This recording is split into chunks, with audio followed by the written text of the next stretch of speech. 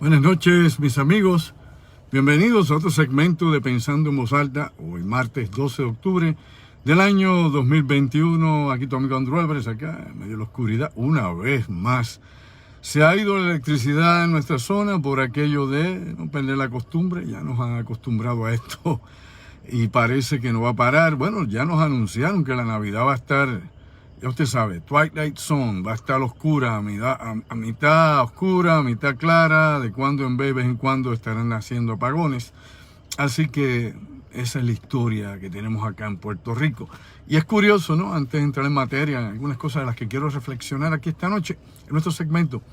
Es interesante porque yo recuerdo que en la década de los años 80 y 90, acá en Puerto Rico, pues, se criticaba, inclusive se tomaba a broma y se burlaban, ¿no? de la electricidad en República Dominicana, inclusive en Cuba y en otras islas del Caribe, donde pues nos comparábamos y nos sentíamos superiores, tener una infraestructura fuerte, adelantada, ¿no? A los tiempos, alta tecnología, entre comillas, disque alta tecnología, ¿no? Y las capacidades necesarias para desarrollarnos a Puerto Rico, en el ámbito industrial, en los negocios, bueno, en la red internacional. Lógicamente la decadencia nuestra comenzó en la década de los 70, a principios de esa década. La última década de crecimiento económico real en Puerto Rico fue en los años 60. De ahí en adelante hemos ido cayendo cuesta abajo como Gardel. Y lo digo de esta manera porque hemos podido ver, ¿no?, cómo paulatinamente se han dado todas estas predicciones que los economistas, que los especialistas en estructuración, por ejemplo, económica y social, los que visualizan, ¿no?, el desarrollo mismo de la historia contemporánea de Puerto Rico, han podido ver durante estas últimas décadas, ¿no? Y lamentablemente el advenimiento del siglo XXI ha sido desastroso para muchos puertorriqueños, ¿no?, para la mayoría de todos nosotros. Hoy estoy aquí, como he dicho, a media oscuridad, un poquito de la luz aquí de mi vehículo, tratando de dar cara dentro de las circunstancias en las que estamos. Pero bueno, gracias por hacer como siempre, ¿no?, ese intento de conectarse con nosotros, y aquí pues hacemos lo que podemos, ¿no?, con los recursos que están a nuestras manos. No nos vamos a quejar, simplemente seguimos adelante. Aquí lo importante es no rendirnos, es continuar. Aunque haya tantísimas vicisitudes, aunque todo esté alegadamente en contra de uno se lo crea, ¿no?, la corriente en otra dirección, etcétera, etcétera, siempre debemos mantener, ¿no?, el pie de lucha y sobre todo nuestra claridad mental. Nuestra revolución de conciencia que nos permita entender lo que la mayoría tal vez no ve. Y no es necesariamente, no, qué sé yo, eculubrar cosas raras, extrañas, o meramente no es un viaje de Maví fermentado, no. Hay muchas cosas que es importante que nosotros estemos conscientes de lo que está pasando en nuestro mundo y de lo que lógicamente podría ser, ¿no?, la ruta que lleva a Puerto Rico, que no es una muy bien descrita ni tampoco es, digamos, que es saludable para el futuro de la isla, donde, como hemos dicho y se ha discutido tantísimas veces en diferentes foros, sigue reduciéndose la población, aumentan más los fallecidos que los que nacen, y estamos en una caída libre. Y esto, obviamente, los antropólogos lo entendemos muy bien, porque esto llega precisamente a los límites, ¿no?, de lo que puede ser la sostenibilidad de una sociedad, y sin gente suficiente y sin futuras generaciones, pues definitivamente no hay este futuro que escribir. Y me explico, bien sencillo, antes de mencionar un par de cositas. Es importante que sepamos que cuando un pueblo baja de lo que llamamos nosotros el porciento de 2.1 nacimientos por pareja, hay un gran problema. Esto está pasando en España, esto está pasando en Francia, esto está pasando en Europa, en la mayoría de los países de la Unión Europea. Esto está pasando también en otras regiones del mundo, inclusive en el Caribe, y en el Caribe, entre los países que tienen esta problemática, está Puerto Rico. Puerto Rico actualmente, probablemente su tasa de natalidad por pareja es de 1.2. Así que usted, para producir una persona, necesita 2, imagínense. Si usted reduce eso, como va dándose la ecuación, se da cuenta que para tener a 2 personas que puedan reproducirse necesita 4, básicamente. Y usted dice, pues bueno, es lógico, de 2 nacen 1. No, es que antes, obviamente, la tasa de natalidad era mucho mayor, y una pareja podría tener, normalmente, sin llegar a esas parejas, como decía yo, de la tradición boricua y de la tradición mora, de tener 12 o 14 hijos, usted podría tener simplemente 3 hijos, 4 hijos. con 3 y 4 hijos, ya usted aumentó, ¿no?, las probabilidades de supervivencia de sus hijos y el crecimiento, ¿no?, poblacional del país, de la sociedad, de lo que fuese en particular. Por ende, si usted tenía 3 hijos, pues 2 parejas a un lado, 2 parejas en el otro, pero usted está hablando de 6 descendientes, no ya de un descendiente, entre 4 parejas, 2 y 2, 3 y 3, ya usted está hablando de 6. De no ser así, lo que tenemos en la actualidad es que de 4, lo más que usted produce es 2. Y es un gran problema. Y esto pues definitivamente lleva a que la reducción poblacional lleva a un sinnúmero de situaciones, y en el caso de Puerto Rico y de su estatus político y económico, esto se infiere directamente en las ayudas proporcionales que va a dar los Estados Unidos más adelante, según el censo siga describiendo y sigue indicando que hay menos gente en Puerto Rico. Según haya menos gente, menos asignaciones federales hay. Y eso desde el punto de vista, ¿no?, de lo que algunos llaman el mantengo federal, pero lógicamente también ese es el pago, ¿no? Las pocas cosas realmente que se nos dan por mantenernos en un estatus indefinido colonial y por no tener tal vez los recursos desarrollados necesarios para hacer de Puerto Rico, ¿no?, una zona de enriquecimiento, un lugar obviamente donde sea bueno vivir, bueno crecer, e inclusive bueno para despedirse de este mundo. Dicho eso por acá, aquí pensando en voz alta, meramente en este desahogo, vamos a los temas que quiero tratar hoy, brevemente aquí. Primeramente, hoy pues es 12 de octubre, ya para 1492, Cristóbal Colón pues vio por primera vez tierra en su viaje ilusorio de llegar a las Indias, los que llaman la India, que era la India, eran todas las culturas del Indo-Pacífico, de las que tanto había hablado Marco Polo y tantos otros exploradores, y lógicamente los españoles, usando a este genovés que se dedicaba en su vida, si usted busca obviamente la biografía de Cristóbal Colón, de este genovés, se da cuenta que estuvo trabajando inclusive en la trata negrera, es decir, en transporte de esclavos de África, de las costas africanas a Portugal, entre otros lugares más.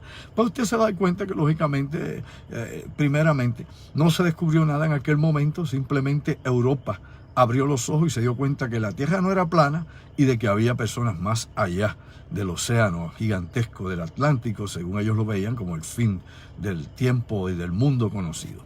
Esa fecha, pues ya usted sabe que se ha convertido en una fecha de desagravio, en una fecha de problemas en muchísimos países de Europa, inclusive digo países de Europa porque en Europa ha habido protestas, inclusive no en España, pero sí en otras naciones europeas donde se ha estado criticando, ¿no?, la supuesta colonización de América o la llamada conquista del Nuevo Mundo. Acá en Latinoamérica hemos visto pues protestas de todas clases, en Canadá también las hemos visto, en Estados Unidos, destrucción de estatuas, esto no empezó este año, llevamos ya con 3 años en ese tipo de reacción en contra de la historia y de la intervención de los europeos en su colonización y conquista de lo que era el Nuevo Mundo, que luego le llaman América por el cartógrafo Américo Vespucio. Dicho eso por arriba, porque es meramente algo para recordar que este día pues ha traído ya no la recordación del descubrimiento como se nos enseñaba en la escuela elemental, sino en otro tipo de visión donde pues se ve a Europa como invasora, en épocas en que vivimos de invasión en invasión en el mundo por los conflictos militares y geopolíticos que tenemos.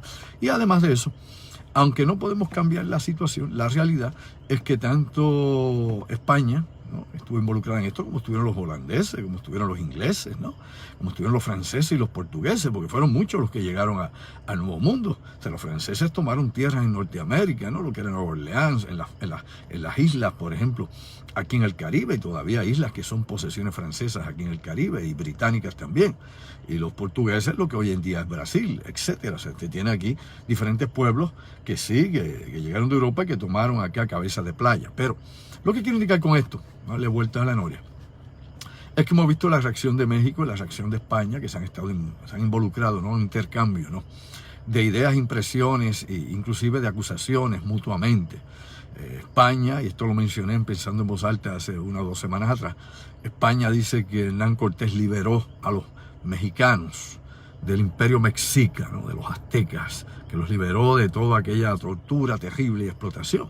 Los mexicanos, desde el punto de vista de AMLO, del presidente mexicano, de Manuel Andrés López Obrador, pues lo que cayeron alegadamente fue, ¿no?, en una conquista que destruyó y menguó y diezmó toda su población indígena de aquel entonces. Todo esto es hipocresía, amigos, entiéndanlo bien. Todo esto es hipocresía y todo esto es desfasar la historia. En pocas palabras, sacar la historia de contexto.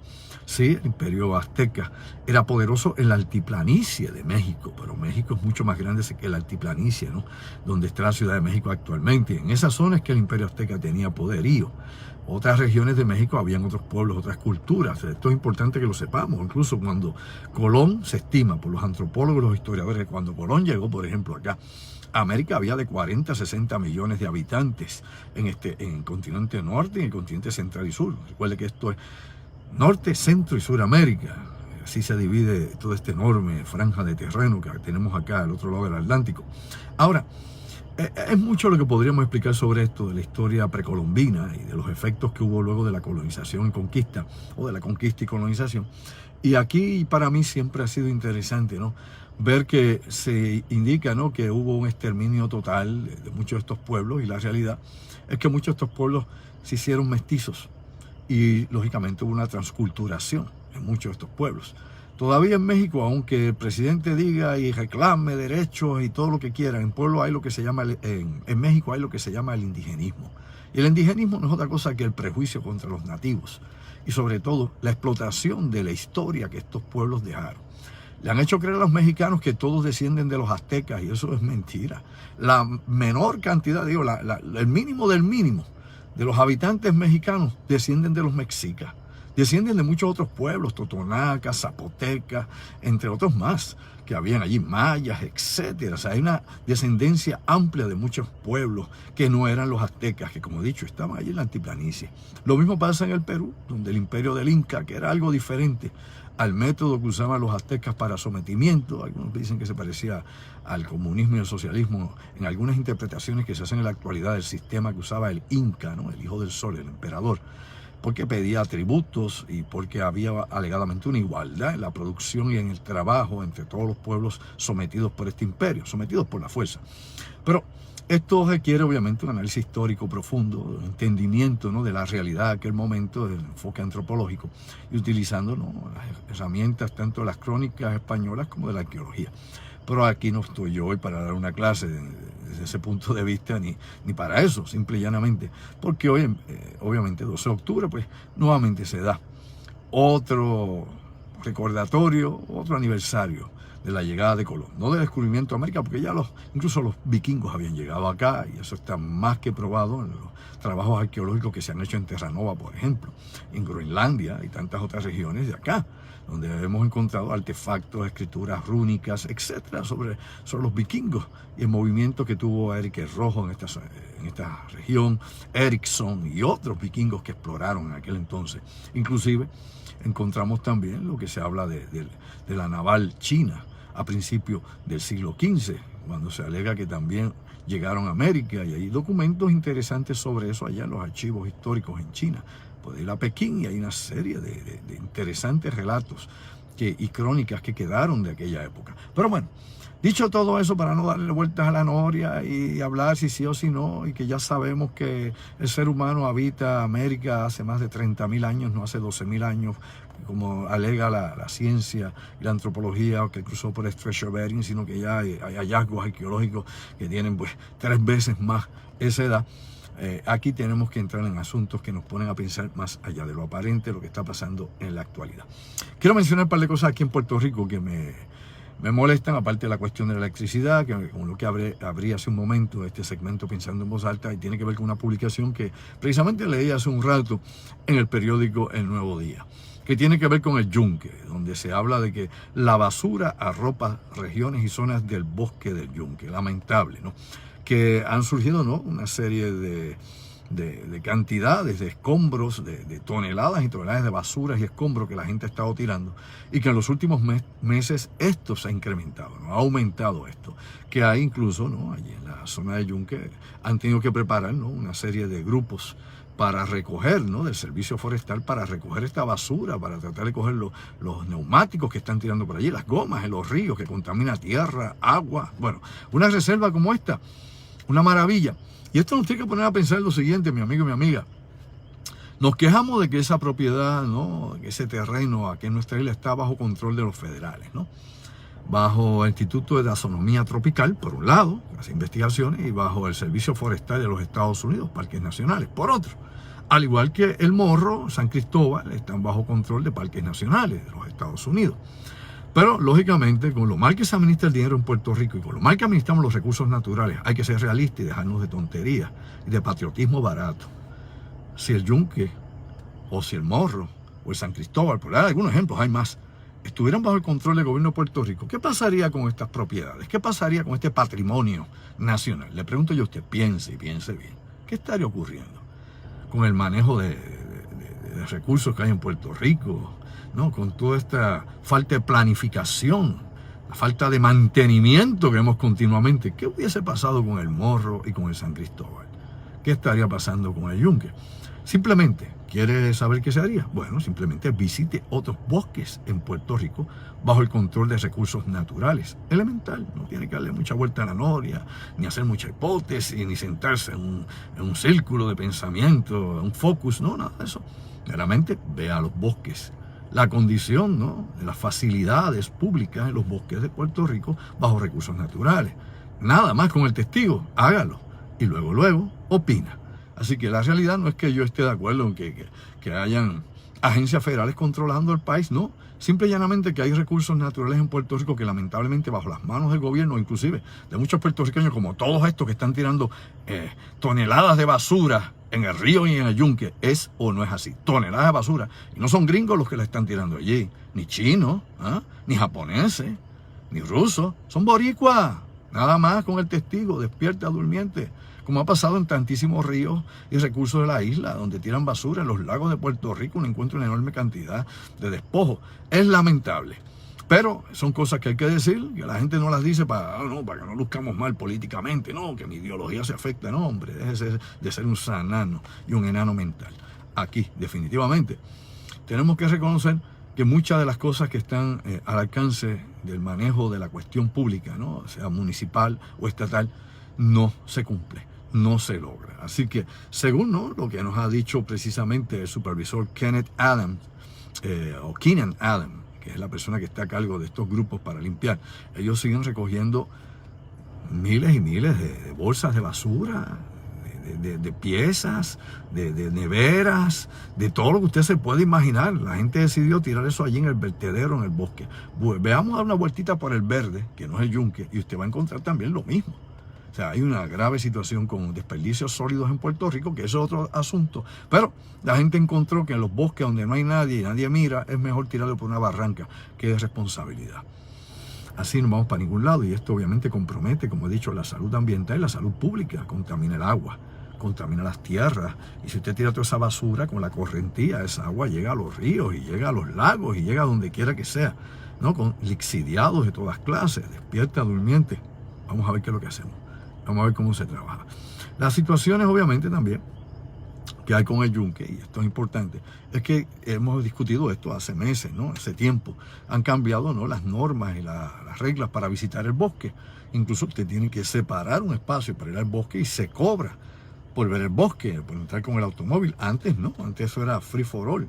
Yo recuerdo en los 70, cuando yo era joven, en la universidad, en el Yunque uno iba, parqueaba el auto por allí y se iba, y nada más con el testigo. No había ni baranda, no había nadie, nada. Yo vi cosas increíbles allí, no hablo de extraterrestres, ni de apariciones, ni nada de eso. Gente haciendo cosas increíbles de noche, que yo no me imaginaba que se metía gente a hacer cosas así de noche allá al bosque. Y yo, pues, lógicamente lo que iba era a acampar, a meditar un rato, a estar con la naturaleza, cuando éramos estudiantes. Pero la realidad es que con el tiempo se aumentó la seguridad por diversas razones, y no voy a tratar hoy aquí ni lo militar, ni los experimentos de Yunque, que han sido muchísimos, ni un sinnúmero más de situaciones que puedan implicar, ¿no?, otras interpretaciones, porque eso pues tiene su momento, y para eso necesitamos horas para discutir ese tópico en particular y ser responsable con la información, los datos y la evidencia. No venir aquí a inventar cuentos de camino. Así que eso lo dejamos para un momento específico.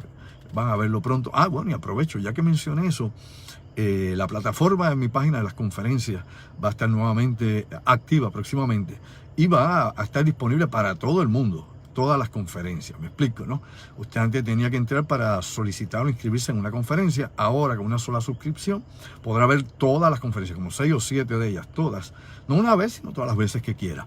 Así que eso es interesante y estará disponible para ustedes próximamente. Así que en eso estamos hablando con el ingeniero a cargo de todo este proceso. Otra cosa importante, bueno, importante sí, el gobernador de Puerto Rico, Pierluisi, aparte que ya vienen los apagones para Navidad y tantas otras cosas que vienen por ahí, como por ejemplo el problema de los muelles aquí en los puertos que no se ha resuelto, sigue subiendo los precios para los furgones que traen mercancía y alimento a Puerto Rico. Ya hace un par de meses nos habían dicho que estaban sobre $22,000 cada furgón y eso se lo pasa al bolsillo suyo, al consumidor. Nosotros lo pagamos, no lo paga la industria, lo paga usted. Cualquier alza que aparezca de combustible, alza de transportación, alza que se lleve un flete nuevo, eso no lo paga ni el comerciante, ni el industrial, ni el gobierno. El gobierno lo cobra, lo paga usted y yo. Nosotros los pagamos, los que pagamos las cuentas en este país, nosotros pagamos eso, nadie más. Siempre termina, ¿no? Al final de la cadena, termina en el bolsillo, en la microeconomía de acá, los ciudadanos, los de a pie, los silvestres. Dicho eso, que viene por ahí, pues el gobernador nos ha dicho que pues se acabó ya el cierre de negocio de 12 de la medianoche a 5 de la madrugada, que eso ya no está, que la ley seca también se fue para allá con tío Peluca, así que a beber, olvide y vive. Así que bueno, vamos a ver qué pasa. Eso pues, la apertura seguirá, porque hay menos casos de COVID-19 en Puerto Rico. Y hablando ligeramente sobre la cuestión de COVID-19, ahora hay nuevas ofertas de tratamiento para COVID-19. Una obviamente de antiviral que ya va a estar disponible para todas las personas, para todos nosotros próximamente. Hay entre ellas hasta Pfizer y otras farmacéuticas trabajando con antivirales para tratamiento directo de COVID-19, para que la gente no se ponga a inventar cosas por ahí y a meterse al cuerpo quién sabe qué. También ha surgido que los japoneses están y aparentemente próximos a traer una vacuna contra todas las variedades habidas y por haber de COVID-19, el 20, el 21, el 5, el 4, que usted le gana, Team Marín de los pingües. Así que dice Japón, ¿no? Los científicos japoneses que ya están a punto de eso, y en adición a eso, también han surgido, ¿no? Descubrimientos interesantes, estudios sobre nuevos anticuerpos que reaccionan y defienden al sistema inmunológico de todas las variedades de COVID o todas las variedades de coronavirus, que es como realmente debe decirse, inclusive la variante Delta. Así que se está adelantando en ese sentido. Próximamente no será tal vez la vacuna la única herramienta que tengamos o que nos impongan, ¿no? Que nos obliguen, o que si no lo despiden de su trabajo, como ha pasado en Estados Unidos y como alegadamente se ha querido hacer acá. El que no se quiera vacunar, que no se vacune, eso es su responsabilidad, es su vida. Trabaje con eso. El que se vacuna, pues muy bien, tomó esa decisión. Aquí ni unos ni otros. Aquí tenemos que aprender a vivir en democracia y que las personas tengan, ¿no?, el derecho a escoger lo que quieran, como quieran y cuando quieran, y que sean responsables por sus actos. Que seamos adultos y sepamos, bien informados, qué cosas es lo que hay que hacer. Si usted se quiere vacunar, usted se vacuna y se informa inteligentemente y correctamente los efectos secundarios que mínimos pueden afectar al ser humano. Y si usted no se quiere vacunar, pues tenga las razones claras, las que sean, sea conciencia o lo que sea. Nadie debe intervenir con su decisión. Así que yo ni apoyo una cosa ni la otra. Yo tomo mi propia decisión y esa es mía, como la suya es suya. Dicho todo eso, un par de cositas más que quiero mencionar, de las que vamos a hablar próximamente este jueves, que estamos nuevamente con la otra realidad. El jueves será a las 9 de la noche. O sea, no vamos a hacer a las 8, será a las 9 de la noche y van a haber unos cambios de día, de horarios, etcétera, etcétera, con esta cuestión, debido a, como he explicado anteriormente, que nuestra productora pues tiene unos proyectos nuevos, tiene unos viajes también, y nosotros pues vamos a tener que ver cómo, junto con el ingeniero Orlando Pla, resolvemos la situación. Bueno, la NASA, la Agencia Espacial de los Estados Unidos, ha indicado que el asteroide 2009 JF1, o JFL debe ser, alegadamente pasará muy cerca del planeta Tierra y que existe una probabilidad de que pueda impactar al planeta Tierra el 6 de mayo del 2022 a las 8:34 de la mañana. Me explico de nuevo. Según el programa NEO, ¿no?, que es este programa de objetos cercanos a la Tierra que pudiesen ser peligrosos, la NASA ha publicado, ¿no?, en su portal, de que el asteroide 2009 o 2009 JFL estará muy cerca de la Tierra el próximo año, el 6 de mayo de 2022. y que lógicamente existe una en 3.800 posibilidades de que impacte a la Tierra. Una en 3.800. Eso es más o menos un 0,0, digamos nosotros, 26% de que impacte la Tierra. Nuevamente, 0,026%. Un por ciento menos del 1. Pero siempre hay una posibilidad. Siempre existe una probabilidad, aunque sea baja. Usted sabe que en los últimos años a cada rato ponen que si un asteroide amenaza a la Tierra, que si es peligro. Y cuando usted viene a ver, pues pasan a distancias espaciales enormes de la Tierra, más allá de la Luna, o entre la Tierra y la Luna, a cientos de miles de millas o a millones de millas de la Tierra. Por ende, no representan peligro alguno. Pero siempre hay que vigilar esto. Y recuerde usted que antes el radiotelescopio Arecibo, nuestro radar ya destruido, servía precisamente para monitorear todos estos cuerpos errantes que estaban, ¿no?, en nuestro sistema solar.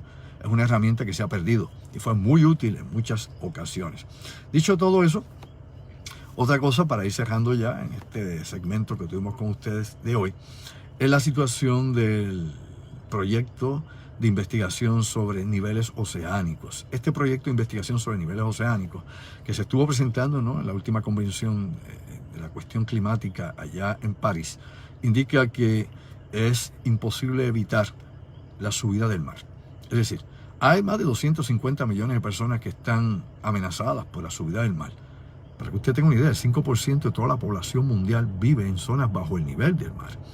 Y esto pues va a traer un problema grave que va a seguir acentuándose año tras año. Poco a poco la erosión de las costas, poco a poco el mar sigue subiendo su nivel, no solo por la cuestión de que se descongelen los glaciares, algo que he explicado hasta la saciedad, sino porque a mayor calor más se expanden las moléculas del agua y más volumen hay de agua elemental, física básica.